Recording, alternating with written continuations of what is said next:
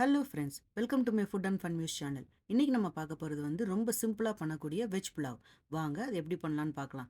கூடவே அக்கம்பனிமெண்ட்டாக இருக்கிற சிக்கன் வித் மஷ்ரூம்ஸ் அண்ட் வெஜ்ஜீஸோட ரெசிபி லிங்க் வீடியோ டிஸ்கிரிப்ஷனில் கொடுத்துருக்கேன். அதையும் மறக்காமல் செக் பண்ணி பாருங்கள். வீடியோவை லைக் பண்ணுங்கள், ஷேர் பண்ணுங்கள், கமெண்ட் பண்ணுங்கள். மறக்காமல் சப்ஸ்கிரைப் பண்ணுங்கள். தேங்க்யூ ஃபார் வாட்சிங்.